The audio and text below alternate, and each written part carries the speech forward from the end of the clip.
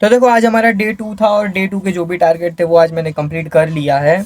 और हाँ, तुमको मतलब शॉर्ट नोट्स के बारे में बताना था, नोट्स और शॉर्ट नोट्स कैसे बनाने हैं। तो देखो मैं तुमको बता देता हूँ। देखो ये मेरे पीरियोडिक टेबल के नोट्स हैं। तो सबसे पहली बात मतलब देखो, मेरे काफ़ी सारे दोस्त रहे हैं जिनके 6-7 ड्रॉप तक हैं। और काफ़ी सारे टीचर्स को मैंने फॉलो भी किया है। तो मतलब ऐसा नोट्स के बारे में तुमको अच्छा खासा नॉलेज दे सकता हूँ कि कैसे बनाना चाहिए। शॉर्ट नोट्स का, लॉन्ग नोट्स का दोनों बताऊंगा, तो अच्छे से सुनना। तो देखो पहली बात करते हैं लॉन्ग नोट्स की। लॉन्ग नोट्स में क्या क्या लिखना होता है, पूरा थ्योरी वाला पार्ट लिख लो। और उसके बाद क्वेश्चन सिर्फ इंपॉर्टेंट वाले लिखो। इंपॉर्टेंट में कौन से, जो कि एनसीईआरटी के क्वेश्चंस हो गए, जैसे जो एनसीईआरटी के अंदर है, जैसे यहाँ पे डाल सकते हो कि एनसीईआरटी का क्वेश्चन है, वो वाले क्वेश्चंस। और कुछ क्वेश्चन टीचर कराता है जैसे कि जो तुमसे ना बने, जो जिसमें थोड़ा दिमाग लगाना हो या फिर थोड़े हार्ड हो, वैसे क्वेश्चंस को लिखो। और जो एक एक लाइन के क्वेश्चंस होते हैं जो कि मतलब डायरेक्ट देख के टिक करने वाले, वो वाले ऐड मत किया करो, ज़्यादा लेंदी हो जाएंगे नोट्स। अब शॉर्ट नोट्स की देखो, शॉर्ट नोट्स दो तरीके से बन सकते हैं। एक, तुम अपने डिटेल नोट्स के अंदर ही शॉर्ट नोट्स को बना लो। और दूसरा तरीका ये कि अलग से मतलब एक पेज पे बना लो, और ज़्यादा से ज़्यादा 5 पेज के अंदर एक चैप्टर का हो जाना चाहिए। अब मैं अगर बोलूँगा, मेरी बात मानोगे, तो नोट्स के अंदर बहुत ज़्यादा बेटर होते हैं, लॉन्ग नोट्स को ही शॉर्ट नोट्स बना लो। अब करना क्या है कि जो भी हाईलाइट मतलब पार्ट करो, जैसे मैंने हाईलाइट करके रखा है, जो इंपॉर्टेंट पार्ट हो, जहाँ से क्वेश्चंस बार बार बनते हो, जो फॉर्मूला हो, जो थ्योरी के लिए अंदर डेफिनेशन वाली लाइन्स हो, उनको हाईलाइट करके रखो। जैसे मैंने यहाँ पे किया है, देखो जहाँ से क्वेश्चंस बनते हैं वो सारे पॉइंट। अब बात आती है कि तुमको ये सब पता कैसे चलेगा कि हाईलाइट कौन सा करना है। तो देखो, जब तुम लेक्चर लेने के बाद डीपीपी लगाओगे, थोड़े बहुत पीवाईक्यू लगाओगे ना, तो तुमको खुद पता चलेगा कि ये लाइन से बार बार क्वेश्चन आया था उस डीपीपी में या फिर पीवाईक्यू में। तो वही शॉर्ट नोट्स के अंदर ऐड करना होता है। फॉर्मूले हो गए, और थ्योरी के अंदर भी जो बार बार पूछे जा रहे हैं, जो रिपीट हो रहा है जहाँ पे, वही पार्ट्स को तुम हाईलाइट करो, क्योंकि ज़्यादा चांस है क्वेश्चन वहीं से आएगा। अब इन सारी चीज़ों को तुम हाईलाइट करते जाओगे। तो अब देखो, नोट्स के अंदर अगर शॉर्ट नोट्स बनाओगे तो फ़ायदा ये है ना कि जब तुम बार बार पढ़ोगे ना, तो तुमको ऐसा वो थोड़ा बहुत ऊपर नीचे नज़र मारोगे तो ये सब भी रिवाइज होते जाएगा। और ऐसे फटाफट हो भी जाता है, एक्स्ट्रा टाइम भी नहीं लगता है। मतलब तुम जिस दिन जिस लेक्चर को ले रहे हो उसी दिन तुम बना सकते हो शॉर्ट नोट्स, अगर तुमने क्वेश्चन प्रैक्टिस कर ली तो। और देखो, बहुत सारे जन का कमेंट आ रहा था कि भैया रीनीट हो रहा है, घर वाले बोल रहे हैं कि तुमको दोबारा मौका मिला है फिर से प्रिपरेशन करने का, भगवान की कृपा हो गई है तुम पे। तो देखो, तुमको ही पता है तुम्हारा होगा नहीं। कमेंट्स में था कि भैया मेरा वैसे भी नहीं होगा, मुझे पता है, लेकिन फिर भी घर वाले बोल रहे हैं। तो देखो, बोलते तो मुझे भी हैं। और देखो, जिसको भी वीडियो छोड़ के जाना सकता है वो जा सकता है, क्योंकि मतलब ऐसा जो काम की चीज़ थी वो तुमको बता दी, ये पर्सनल बात है थोड़ा। तो अगर जो मतलब ऐसा बस शॉर्ट नोट्स के लिए आया था तो वो जा सकता है। बाकी जो कमेंट्स आ रहे थे मैं उनकी रिप्लाई कर रहा हूँ। तो देखो, बोलते तो मुझे भी बहुत हैं, और मेरे तो आस पड़ोस के वाले लोग बहुत ज़्यादा बोलते हैं, लेकिन अब मैं सुनता ही नहीं उनकी बातें। कान से, ये कान से सुनता हूँ, ये कान से निकाल देता हूँ। अब देखो, घर वाले बोल रहे हैं, बात ठीक है, तो मेरी एक बात सुनो। अगर तुमको पढ़ना है तो रीनीट के लिए पढ़ो, नहीं तो 2027 के लिए पढ़ो, लेकिन पढ़ो। तुम इस चक्कर में कंफ्यूज होकर खाली टाइम वेस्ट कर रहे हो। बहुत सारे कमेंट थे कि भैया हम कुछ नहीं कर पा रहे हैं।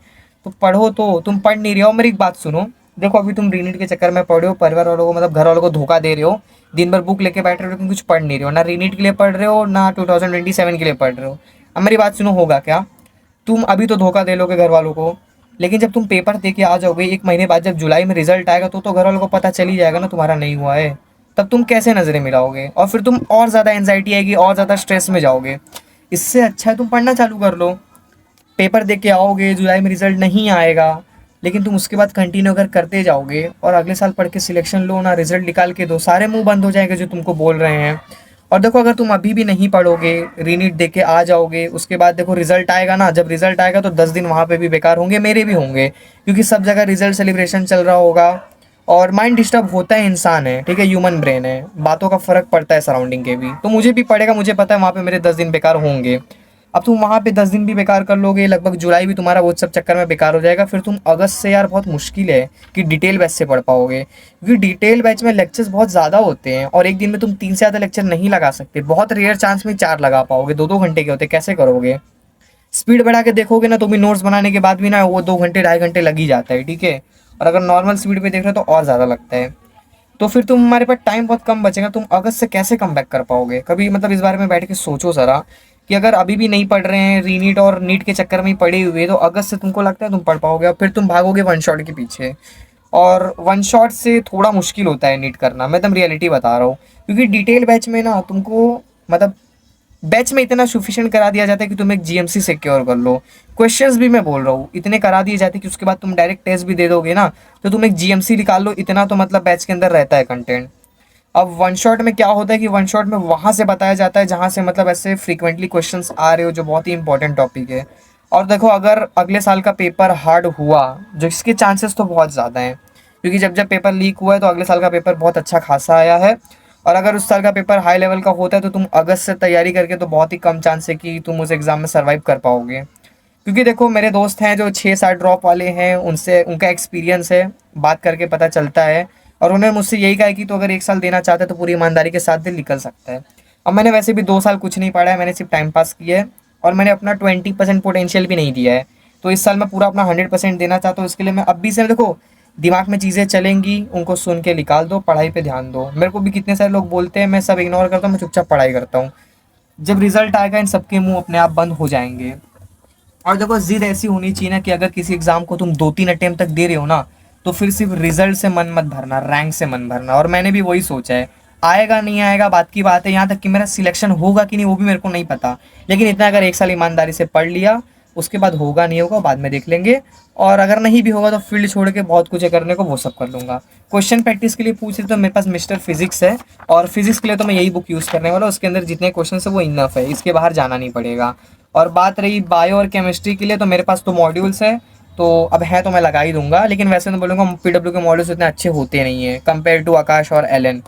और अगर तुम्हारे पास मॉड्यूल्स नहीं है ना, तो यूट्यूब पे भी बहुत सारे क्वेश्चंस पड़े, पूरा कंटेंट भरा पड़ा है। अब कहाँ से करना है उसके ऊपर अगर तुम्हारे कमेंट आएंगे तो मैं वीडियो बता दूंगा तुमको कि कहाँ से तुम क्वेश्चन प्रैक्टिस कर सकते हो। और अच्छे लेवल के क्वेश्चन है विद सोल्यूशन, तो वो भी तुम कर सकते हो। और देखो ज़्यादा स्ट्रेस मत लो। और मैं अभी भी तुमको बोल रहा हूँ, जिसको अगर फिर भी ऐसा है कि भैया मैं रीनीट के बाद ही पढ़ाई स्टार्ट करूँगा, तो अभी तुम बायो ही कंप्लीट कर लो ना। मतलब अब 1 महीना ही बचा है, लगभग आज 20 तारीख हो गया, अब 1 महीना ही करेक्ट बचा हुआ है, तो 1 महीने में बायो हो सकती है वन शॉट से। और मतलब इतना है कि तुम अच्छे से बायो 80% एक्यूरेसी के साथ तो कर ही लोगे, तो बायो ही कंप्लीट कर लो एटलीस्ट। क्यों बिन फालतू का पढ़ो, तुम खाली टाइम पास कर रहे हो, खुद को धोखा मत दो। पढ़ लो अभी भी, मैं बोल रहा हूँ अपने वीडियोज़ के अंदर, ठीक है। और नेक्स्ट वीडियो तुम्हें कौन से मतलब टॉपिक पे चाहिए, किस क्या तुम्हारी डिमांड है, वो मुझे कमेंट कर देना, तो मैं उसके ऊपर बना दूंगा, ठीक है। तो ठीक है चलो, वीडियो आज आज उतनी लंबी वीडियो हुई नहीं है, एंड करते हैं।